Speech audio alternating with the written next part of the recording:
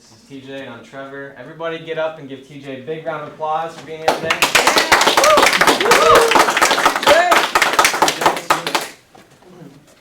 Hi everybody. So I'm going to tell you guys about a company that I've started called Network Nirvana.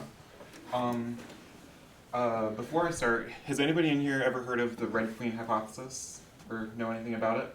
Okay, well everybody kind of knows a little bit about it, but they don't know what's called this. It's an evolutionary theorem that kind of bases off the principle that in a world where everything is constantly evolving, if you're not evolving, you're getting left behind.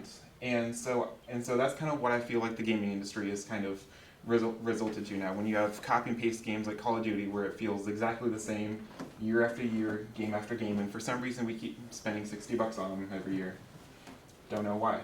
So what is Network Nirvana? Network Nirvana is soon to be an LLC, a limited liability company. We make two products. They're called Recodexer and Nirvana Online. Recodexer is an innovative tabletop game, kind of similar to Dungeons & Dragons or Pathfinder, that you can just sit down, just play it without even needing an internet connection. And Nirvana Online obviously requires an internet connection. It's an MMO FPS, which is a massively multiplayer online first-person shooter. It's basically on track to entirely break the gaming industry as we know it. There's four main components to it. It's built on dreams. We've spent 5 years honing the game world and exactly what we want to do.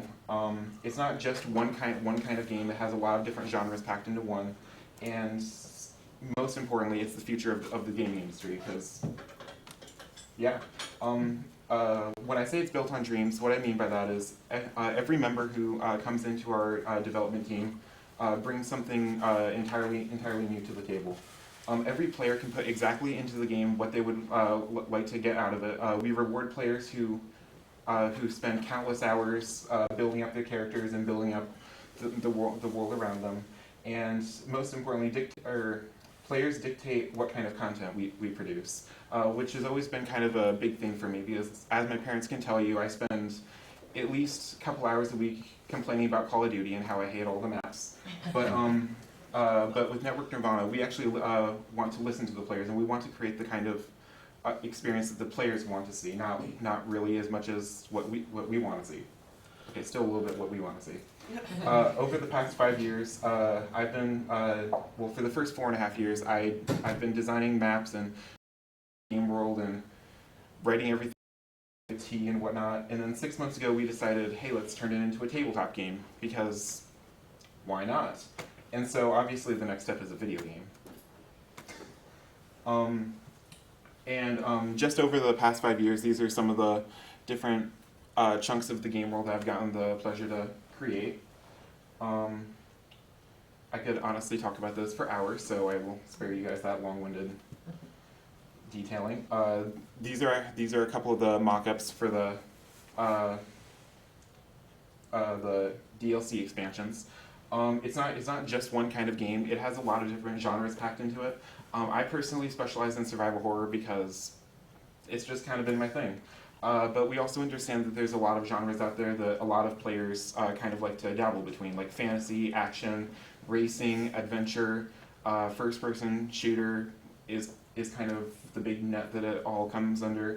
Post-launch DLC will keep adding more and diversifying the game, which means basically players will get to jump into the wasteland part of the game for free, and then they'll be able to purchase side DLC that will come out after the initial launch of the game, which is how our company will generate revenue, as well as providing extra content to the players, and also minimizing the risk on the players. No two players are going to play the game exactly the same way. With 400 plus different kinds of weapons and 300 plus different kinds of armor and whatnot, it really keeps changing. And game dynamicity is one big thing that we're really pushing for.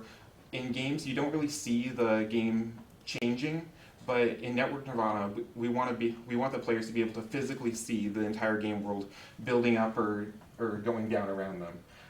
It's never really going to stop expanding. Another problem with the gaming industry is that after the first year or so, they'll stop supporting it with DLC, and then after about a year and a half, maybe 2 years, they'll stop supporting it altogether. a good example is the EA Sports games. They turn them off after a year. And we already have the first 5 years of DLC that we'd like to see thought out. And this is also it's called the Pipsqueak. It's our marketing campaign similar to the minions from Despicable Me. They're just so cute and they think they're big and tough, which makes them just a wonderful, like, kind of a flagship character for us. And then this is where the community comes in. Network Nirvana is only going to be as powerful as its worldwide community allows it to be. The more players that come into contact with the game, the more people we sign on to the development team. Network Nirvana is going to keep getting stronger and stronger by the week, actually. And every resource we can get interested in the product is going to make a huge difference. And then together we'll be able to create the game that everybody's always dreamed of. And that is Network Nirvana, in a nutshell. Nice job. So we're going to kick off questions. I do have a question. I'm pretty much not very intelligent when it comes to games like this. What does DLC stand for? Oh, DLC stands for downloadable content. Okay. It's anything that doesn't ship with the original game that developers create after the game comes out. For example, the new Call of Duty map packs and new characters. Very cool. It's a really great way to support the game. So it's like add-on content, like you buy the base game, Yeah. and then that's how you continue to make money off of the game that you've already produced? Yeah. Okay. Like for example, Call of Duty. I'll just go back to them 100 times during this presentation. They have a way of producing 4 map packs for every big game. So when you spend your $60 on the game, you're not really done. You can still spend another $50 on all the map packs, and that's how they get you. And they get you. Right. So you're really going for those serious gamers? Yeah, I'm going for both the serious gamers and kind of the more casual gamers. Okay. The one thing I like about free-to-play is really when you think about it, you can go into JCPenney's or Walmart, you can walk around, you can look at the stuff, you can try free samples, but if you want to take anything home, you have to pay for it. And that's where free-to-play play gaming is really great. We're going to give them a large chunk of, it's called the Wasteland, for absolutely nothing. They don't have to spend a single cent. And then if they want to venture into different areas around the game, they'll be able to do that for like the price of like $10 per DLC expansion and whatnot. Cool. 3 questions. How much does it cost? Where do I get it? And can I play by myself? Do I have to be networked in? How much does it cost? It's absolutely free. If you don't want to spend a single cent on us, if you don't think the game is worth it, you don't have to. Where can I get it? What's your second one? You'd be able to download it on Steam for the computer. We'd hopefully be able to expand into Xbox One and PS4 in the future, or just download it off of our website. Also, this is going to flash with some of our concept art for the game behind me while I'm talking. So, Who did that for you? this was done by Avery. It's beautiful. Yeah, and then at the end you'll actually get to see some of the concept art that was sent to me 20 minutes ago by he's our character artist, and he's also created this really cool vending machine that you'll see. I missed your third question. The I'm third sorry. question. Sorry about that. Can you play alone? Yeah, can I play alone, or do I have to get segued into That's still something we're still working out. Right now, we'd like to see a single player mode built into the game, but a lot of the the parts of the game where Network Nirvana really excels in is having like a community. Because one thing we're really going for is like, let's say in a game, a quest giver gives you the objective to collect 500 logs because they like to build something with it. And once so many players complete this objective, like say 1,000 players complete this objective, then a big hotel is just sitting there one day. Well, obviously you'd see them build the hotel because that's kind of what we're about. But yeah, you can play it by yourself, but we would probably recommend to play it with friends. no, can it be friends of my choosing? The reason I say this is I play some multiplayer online games, and I'm tired of some 12-year-old excuse my language, punk ass smoking me for whatever reason. Right. I'm tired of, I mean, I just shut off, delete. Sometimes and walk I just hate people and don't want to be around. No, it's not so much that. I mean, there's certain times, he's got it right, I wanna build a hotel. At Right. Minecraft, I'm there up all night, what the heck is this? But I don't want, I mean, do you have the ability to lock off an area or go to an area that's just the 15 people that I know? Almost like an invite group, hey, we're gonna go over and we're gonna prospect this neighborhood and it's ours to do as we please. And that way, you know, I mean, I either know him online who I've never met, or it's people I physically know, and I don't have to worry about some trolling flamer. Yeah. Hey, I play these games, don't like, you know? You got some emotion there. Ghost Recon, Yeah. can't get through the Vegas option. Yeah, I'm definitely with you there. I rage quit on Call of Duty at least 4 to 5 times a day. We definitely like to have that kind of option where you can kind of choose the people you're with, maybe like raiding parties. I know that some of the different DLCs we have ready are built for like a set number of players, like in like a party or a lobby to go into and tackle by themselves. For example, the one I can think of off the top of my head is called New Salem. It's our recreation of the town of Salem with a lot of the witchcraft kind of lore built into it, and it's kind of designed for 4 to 8 players to jump in and to try to tackle on this witches coven that has taken over town hall and doing some really funny stuff to the town, which I probably shouldn't say at the moment for secrecy's sake. Have you ever been to St. Mass? No, I really want to though. Oh, it's kitschy, it's plasticky, it is middle of America, fake as can be. Oh, gosh. What's the core gameplay mechanic? The actual component that's going to drive what they're doing in the game? What do you mean? In terms of when you're playing the game, how do you interact with the environment, with each Okay. other? Is it mainly a first-person shooter? Yeah, it would have first-person shooter aspects to it, but I'm kind of playing around right now with the concept of first-person shooter, but it's kind of like Sims, which sounds crazy to anybody who's played both kinds of games. But it'd be generally like a first-person shooter. Imagine the way you interact with Fallout or Borderlands, but with a lot more options. You have a lot more interaction with the environment. One of the big things about the game is we want absolutely everything to be destructible. So let's say you don't like the hotel that they built, you can go blow it up, and then NPCs will come back in and rebuild it. It's kind of open-ended for how players really want to interact with the world around them. Like, actually another great example was a few slides ago, there was a city called Aditum, which is my personal favorite. Avery's a genius, by the way. It's an underwater city that for some reason seems to jump between time periods. And the big thing about it is that there's a lot of glass. So let's say a stray bullet accidentally hits one of the glass, the entire thing is obviously going to get flooded. That's one of the major ways that players can interact with the environment around them. They can go into a kitchen, cook something really just by pressing like X to pick this up or move this onto this surface. It's really open-ended. You mentioned that the players are going to dictate some of the content. How is that going to work? Because my idea of what would be a great add-on to a game might be different than Trevor's idea of what might be a great add-on to the game. Because I think we're different people. Yeah. So, you know, I want more Sims aspects, he wants more first-person shooter aspects. Explosions and stuff Right. like that. Yeah, and that's definitely open for every player to decide how they want to use the game. What we'd like to do is take a lot of time to look at this is what's getting played the most, and this is what people are spending the most money on. This is what we're going to support more. It's not entirely going to be based around money because we don't want to leave our free players in the dust. But one of the big, personally I think it's kind of cool concepts of the game is you can get your own apartment in some of the cities.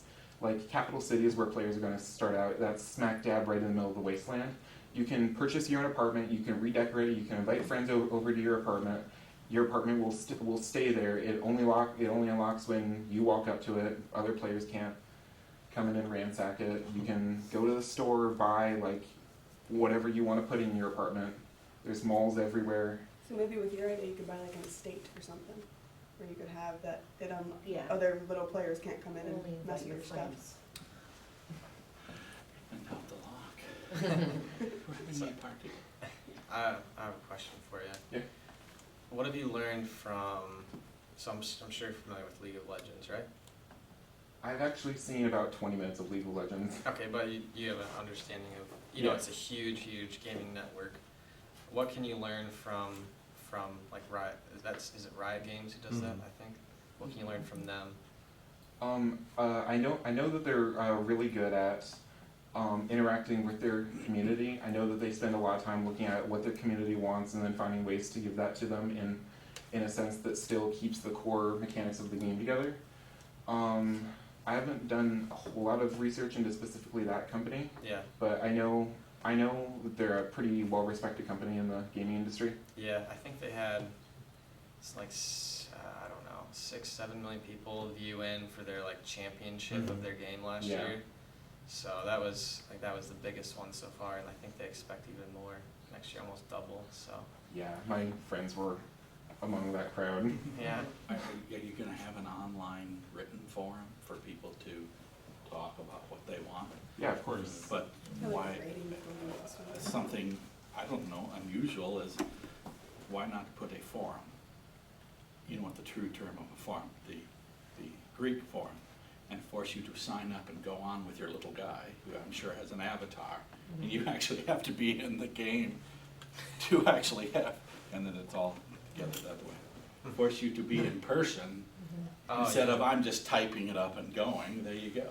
Yeah. Kind of like you have to be there, you gotta be present to vote, or Right. present to win. Yeah. That way the hardcore players who are always around are actually getting their way over the ones who are like, Post once and around. Just jumping in and Yeah. leaving their comments. again, if this is not relevant whatsoever, but have you met Tyler Persinger? He's working on a Twitch Yeah. platform, because that could be a good way. He's up in the incubator. Perfect. That could be a great way to partner with him to kind of try to attract new players. Because from my perspective, it's always harder to get people to onboard. So, and then once they're on, you know, if it's a good product, they're great. But Twitch could be a good way, which I just learned about like 3 weeks ago, could be a good way to really get people to see what it's like, especially outside of the wasteland. So, you know, like, okay, yeah, you're in the wasteland, you're not paying any money, but you just watch someone on Twitch who looked at who was in some DLC, and you're like, wow, that's really cool, I want to be in there. So maybe a Yeah. partnership, really utilizing Twitch to kind of get those people who are already in the gaming world and who will actually spend money on the gaming world. So have you really thought about what the hook's going to be that gets people to first start and get into the game? Just because there's hundreds of MMOs out there that are free to play to start, and so what's it going to be that really hooks someone into playing it over? Danny, why don't you give him your background? Oh, I'm Daniel Leck. I work at the Greater Cedar Valley Alliance and Chamber, Talent Solutions Coordinator there, and I switched majors between a lot of things, but game design was one of the things I had been looking at going into for a little while when I was doing computer science, some art stuff too. Yeah, I was thinking more of your gaming background. Oh, I played World of Warcraft for however 6-7 years, and Dota for that, and so I've had a lot of experience with those two, and been around for a while. Yeah, and sorry, what was your question again? Oh, the hook. Oh, yeah, For the hook. going to Thank you. Yeah, I'm gonna actually knock out 2 questions in one with this. This right here, Chernobyl Carnival, it's currently my one of my personal favorites of the DLCs. One of the great things about this is in response to like how players can dictate what they want to see. If a lot of players are spending a lot of time in Chernobyl Carnival, I've actually already dedicated five additional add-ons, like expansions to this one area. Like there's a it already includes a lot of things like a fun house. You can kind of see the big Ferris wheel in the back. There's like the freak show in one part and a midway in another, but there's always more expansions. Like one of them is this really creepy giant dollhouse up on the hill. It's literally a massive dollhouse with all these kind of creepy mannequins all around there, and there's an entire like 2-hour storyline that goes along with that, and so that's how players can kind of dictate what goes into the game, and then as for the hook, I think the environments are kind of going to be our hook, because a lot of MMO games are kind of, for me, they're kind of getting brown with their environments. Like I've played a little bit of Elder Scrolls Online and a little bit of World of Warcraft and whatnot, and all the environments seem like they were pretty easy to come up with. You just pick a color style and you pick what kind of trees you want, and suddenly you have it. With this, they are entire cities. Like there's a flying city, there's insane asylums that players are running around and exploring. There's the underwater city. There's like 2 separate space stations, and there's this really heavy backstory that's included into every inch of the game. That all kind of revolves around this Blatro Corporation that's kind of hanging over the game as a whole. Were you planning to do just the, because you mentioned both for the tabletop games and the online, was there going to be any interplay between those 2 games, or are they 2 separate products? Or? Yeah, there's definitely going to be a lot of overlap between the 2, because we want both of the games to kind of support and coincide with each other. For example, the Pipsqueak. The Pipsqueak was the very first enemy we ever designed to go into the tabletop game, and ever since then players have loved it, and we've added more and different kinds of enemies like the Screecher, the Carner, and I could probably go on for like 2 hours just on the enemies. But yeah, the enemies that players are going to be fighting in the game, players are also going to be able to fight on the tabletop game. The way I'm kind of explaining it right now is, in the video game, we're the GM, the game master, who kind of dictates what happens in our game world. In the tabletop game, the players can actually step up and be the game master, and they can decide what goes into that tabletop game, because there's almost as many possibilities as the video game has, if not more, because the players are directly creating their content while we are creating content as an example for them. All right, that's all the time we have for questions. Thanks so much, TJ. Thank you. Trevor's going to do something.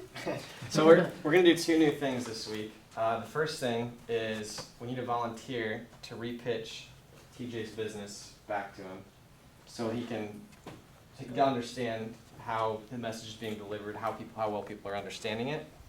And then the second thing is, after that's done, everyone's going to get 3 minutes to come up with a wow statement about what they do, because that's a big thing when you meet somebody. It's a conversation start. Hey, what do you do? Oh, well, stuff, So we want you to come up with a wow statement. You'll get 3 minutes, and then one at a time everybody will come up here and give their wow statement about what they do, or what they would like to do if they're not doing anything really exciting right now. So we have any volunteers to repitch TJ's business back to him? Yep, repitch in like 30 seconds, a minute. Yeah, as short amount of time as possible. Yeah. What did you get? Yeah. You want me to stand up there? Yeah. Come on. Yeah.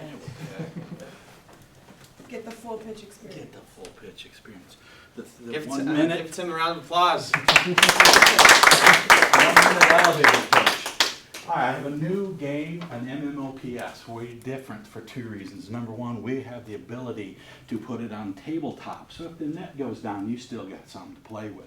We also back up, and we're going to be online. But what separates us from other places is you, the characters, you, the people that are involved in putting your money, get a hook into what we're pushing out for our add-on products. So you get to be involved right at the genetic level of what we're doing to get that added experience. So many times you're on, Ghost Recon Splinter. Bam! I don't like that idiot over there. He's always there. I can't get it. I don't have the right weapon. We're helping you do that. That's there, number 1. Number 2 is because the way our platform is scalable, we're able to start out slow and push this system up. We have 5 years of DLCs already broken out, so our development is already pushed into the bank, ready to go. And with this, we're ready for our launch, and hope that you'll participate too. Thank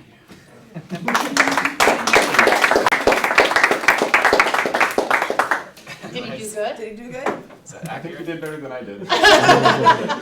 Well, that just means you delivered it well, because he caught on right away. Yeah. Yeah, thank you. All right, so 3 minutes for a wow statement. Yeah, do you want to time it? So like a wow statement includes who you are, where you work, and then, you know, something exciting about what you do. So one of them that was used in Kansas City, because we had to do it for the 1 Million Cup Summit. For Kansas City, they said it was a city so great that one state couldn't contain it. So that's stuff, you know, something that's kind of witty that's going to get people's attention, preferably a sentence or two long. So. All right, ready? So you can work Set. with the people around you. It's totally cool. Go. So we're developing a tagline for ourselves. Yeah. For so- him? No, For for yourself. yourself.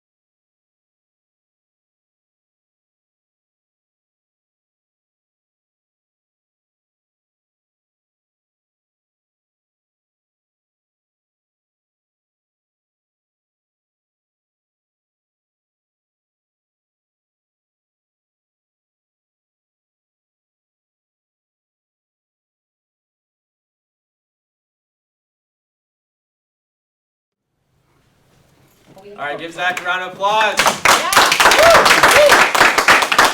Hi, I am Zach Everman. I run a video production business here in Cedar Falls where we create dynamic and engaging video content. And what's it called? Pixel Labs. All right, who's next? Everyone's so shy. Oh, you're just supposed to jump up? Yeah, jump up, Just go. run. Hi, I'm Lori Waitche, and I manage a student business incubator located on campus. And I have the privilege of working with students like TJ and Avery and helping them create their businesses and make their dreams come true.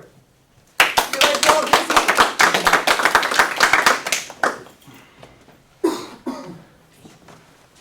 My name's Avery Kolupka. I'm a publication designer right now at the Study Abroad Center on campus, working with TJ. I like to do art design, game design, basically multi-design. All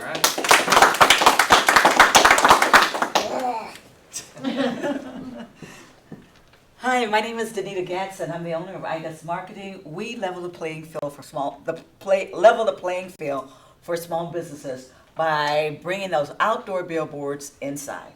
All right.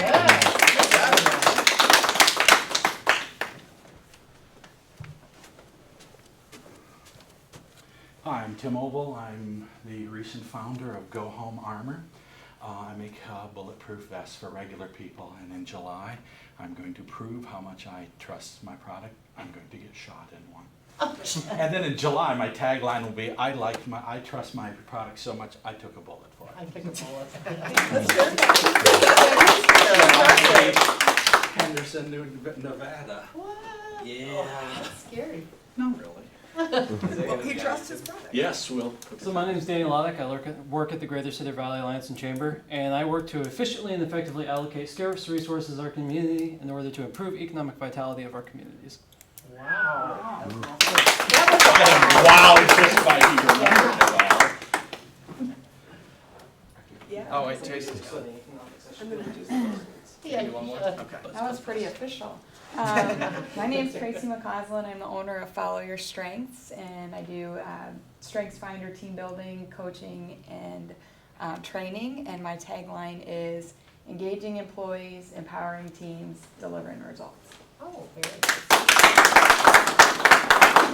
I'm gonna do one more because my other one I felt like was cheating.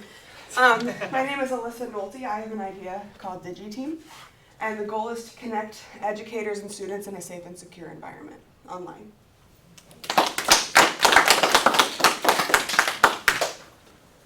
Hi, I'm T. Jennison. I'm the owner and founder of Network Nirvana, and we are to video games like Lady Gaga is to whatever that she does.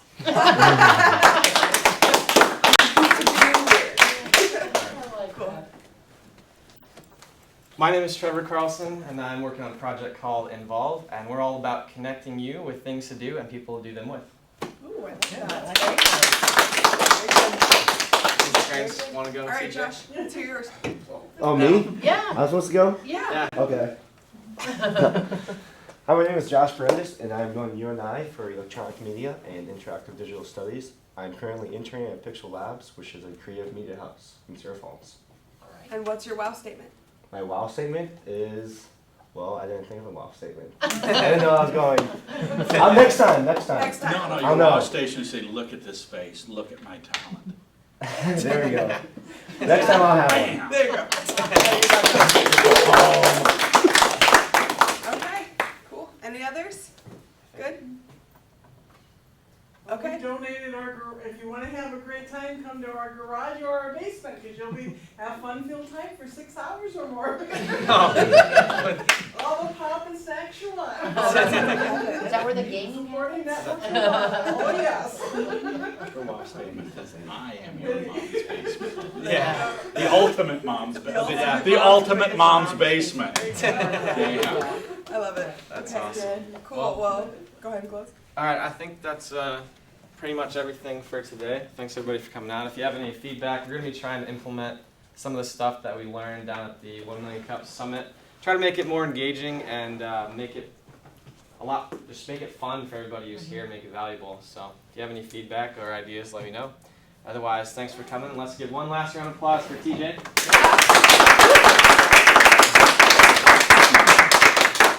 All right, make sure you clean up your stuff. We get to use the space for free, so don't leave any mess.